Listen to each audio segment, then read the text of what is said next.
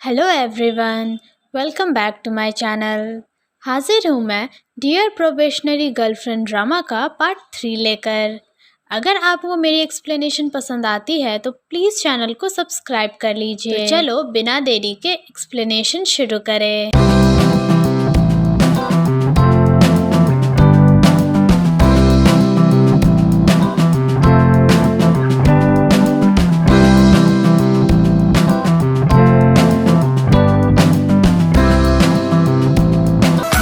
Part 3 की starting में जियायू Sandy से मिलती है और उसे हेलो बोलती है, बट पता नहीं इस गुस्से वाली आंटी को सैंडी को क्या हो जाता है। मारने की कोशिश करती है पर जियायू उसे रोक लेती है। फिर सैंडी जियायू से पूछती है कि उसका क्या रिश्ता है लिनजियान से। तो जियायू बोलती है कि क्या तुम्हें दिखाई नहीं देता है। तो सैंडी जियायू से कहती है कि तुम कितनी बेशर्म हो, तुमने ये पैसों के लिए किया। तो जियायू बोलती है कि तुम्हारी पब्लिक रिलेशन प्रेस वाले भी अभी बहुत खुश हैं उस स्कैंडल की वजह से, तो तुम भी तो ये पैसों के लिए ही कर रही हो। फिर इन दोनों की बहसबाजी चल ही रही होती है कि सैंडी जियायू के ऊपर कॉफ़ी फेंक देती है। तो हमारी जियायू तो चुप रहने वालों में से होती नहीं है। फिर वो क्या मज़ा चखाती है उसे। वो किसी को फ़ोन करती है और बोलती है कि तुम्हें मिल गया, ये कपड़े 2680 के हैं। फिर जियायू पैसों की कैलकुलेशन करने लगती है उसे मेंटली इंजर्ड करने के लिए और सैंडी को डराने लगती है। तो सैंडी वहाँ से उठकर चली जाती है। फिर हम उसी आदमी को देखते हैं जिसे हमने किन की बात सुनते हुए देखा था। तो वो ताली बजाने लगता है और जियायू को अपना जैकेट देता है क्योंकि उसके कपड़े खराब हो गए होते हैं।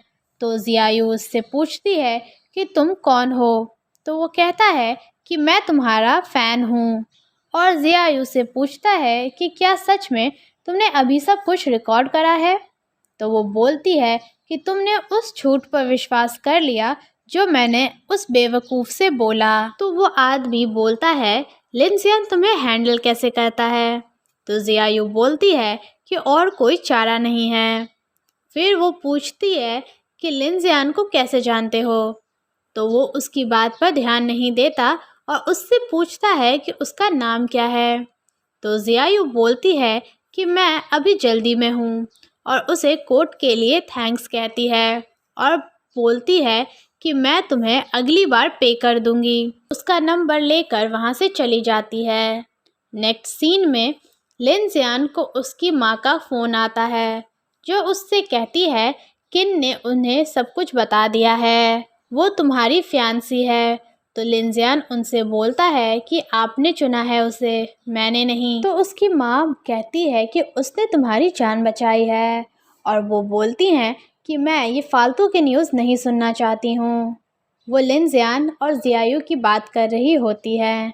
तो लिनजियान बोलता है आपने किसी को मेरे पीछे लगाया है, और ये बोलकर वो फ़ोन कट कर देता है।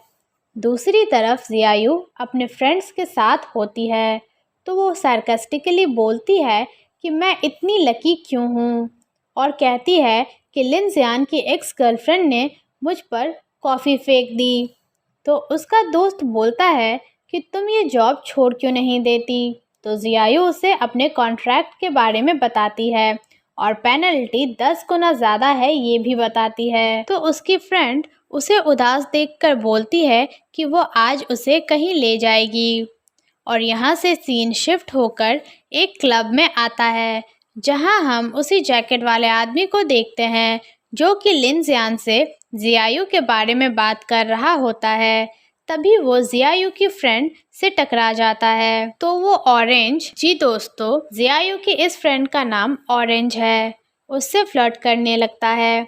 तो वो उसे बताती है कि वो यहाँ अपनी एक दोस्त के साथ आई है और उसका नाम जियायू है। गाइस, हमें अभी इस आदमी का नाम पता नहीं है तो हम इसे जैकेट मैन बोलेंगे।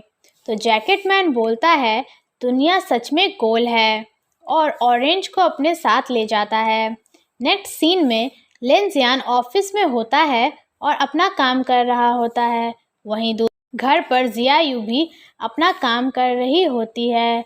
फिर शाम को जब लिनजियान घर आता है, वो अपने कप को सही जगह पर महसूस कर कर खुश होता है और जियायू ने उसके लिए खाना भी बनाया होता है। फिर लिनजियान को खराटों की आवाज़ आती है और वो समझ जाता है कि जियायू सो रही है। तभी लिनजियान को एक कॉल आता है जो उसे बताते हैं कि प्रेसिडेंट शान अपनी छोटी सी गर्लफ्रेंड के लिए छोटी सी बर्थडे पार्टी देना चाहते हैं।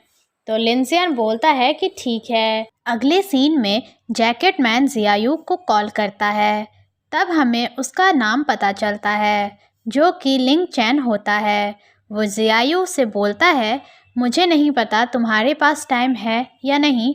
तो जियायू उसे बोलती है कि मुझे परेशान मत करो। तो लिंग चैन कहता है कि तुम्हें इसके लिए पैसे मिलेंगे। तो जियायू एकदम से अपनी टोन चेंज कर लेती है। लिंग चैन को हे गुड फ्रेंड बोलती है।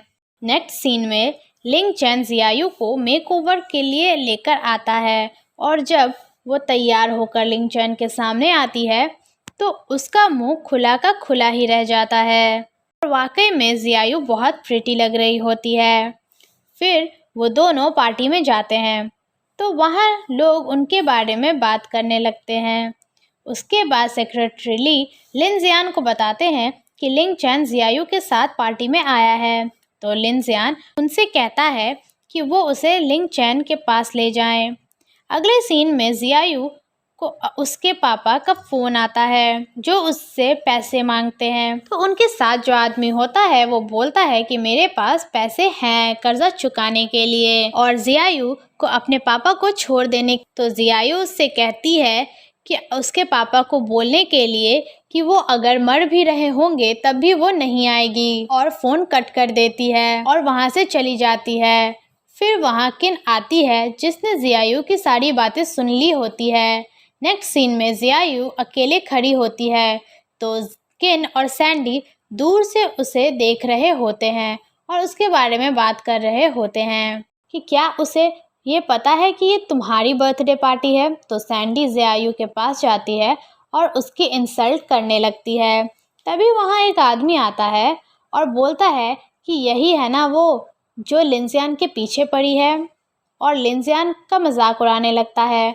तो जियायू भी मिस्टर जाओ को मुंह तोड़ जवाब देती है। उस आदमी का नाम मिस्टर जाओ होता है। तो मिस्टर जाओ जियायू पर हाथ उठाते हैं बट सही टाइम पर उसका फ्रेंड वहां आ जाता है और उसे बचा लेता है। दूसरी ओर सेक्रेटरी ली लिनजियान को अभी जो कुछ भी हुआ उसके बारे में बताते हैं। तो लिनजियान उनसे कहता है जियायू के पास ले जाने के लिए। तो जियायू का दोस्त उससे पूछता है कि क्या वो ठीक है। तो जियायू उससे पूछती है कि वो यहाँ क्या कर रहा है। तो वो बताता है कि वो यहाँ अपने पापा के कहने पर आया है। तो दूर से उनकी ये बातें लिनजियान सुन लेता है और वो थोड़ा अपसेट हो जाता है। तभी वहाँ किन आती है और उसे घर चलने को बोलती है। तो वो दोनों वहाँ से चले जाते हैं। तो जियायू सोचती है कि कहीं उसने लिनजियान के लिए कोई मुसीबत तो खड़ी नहीं कर दी। यहाँ सीन शिफ्ट होता है और हम लिनजियान को देखते हैं जो याद कर रहा होता है लिंग चैन की बातों को जिसने बोला था कि वाइल्ड कैट यानी कि जियायू बहुत कूल है। तो लिनजियान बोलता है इट्स सो रिडिकुलस। तो लिंग चैन बोलता है कि बिल्कुल बिल्कुल सही कहा तुमने। तो लिनजियान बोलता है कि मैं तुम्हारे बारे में बोल रहा हूँ। उस पर गुस्सा करने लगता है जियायू को पार्टी में लाने के लिए। तो लिंग चैन बोलता है वो बस क्यूरियस था और उसकी हेल्प करना चाहता था। नेक्स्ट सीन में जियायू दबे पांव घर में आती है। तो लिनजियान बोलता है तुम्हें पता है कितना लेट हो गया है और तुम कितना लेट आई हो और तुम्हें पता है तुमने आज क्या किया है। तो जियायू बोलती है ये उसकी प्रॉब्लम नहीं है और बोलती है मैं ऐसी बेकार की चीज़ें दोबारा नहीं करूँगी, तुम्हें जो कहना है कहो बोलकर वहाँ से चली जाती है। तो लिनजियान मन में बोलता है तुमने मेरे लिए स्टैंड क्यों लिया, तुम क्या सोच रही हो? क्या तुम्हें मुझ पर दया आ रही है या फिर तुम मेरी चिंता करती हो? और वो आदमी कौन था? मैं आपको बता दूं कि जियायू के दोस्त के बारे में बात कर रहा होता है। नेक्स्ट सीन में लिंग चैन और ऑरेंज एक साथ लाइब्रेरी में होते हैं, जहां लिंग चैन ऑरेंज से पूछता है, क्या तुम्हें भी मिडनाइट की बुक्स पसंद है? यहाँ हम एक और बात जान पाते हैं कि लिंग चैन एक पेन राइटर है और उसी का नाम मिडनाइट है। तो ऑरेंज कहती है कि उसे ये बिल्कुल पसंद नहीं है। ये सुनकर लिंग चैन अपनी ही बुराई करने लगता है। यहाँ सीन शिफ्ट होता है और हम लिन जियान को देखते हैं जो कि ऑफिस जाने के लिए तैयार हो रहा होता है। तो जियायू उसके लिए कॉफ़ी लाती है, तो वो उससे कहता है कि आज वो ऑफिस जल्दी जा रहा है और वहाँ से बिना कुछ खाए पिए चला जाता है। अगले सीन में लिंग चैन किसी को फ़ोन लगा रहा होता है, बट फ़ोन बिजी आ रहा होता है। तभी वहाँ किन आती है, तो लिंग चैन बोलता है कि लिन जियान यहाँ नहीं है। तो वो कहती है कि वो उससे मिलने आई है और यही ये पार्ट एंड होता है। Thanks for watching, bye bye.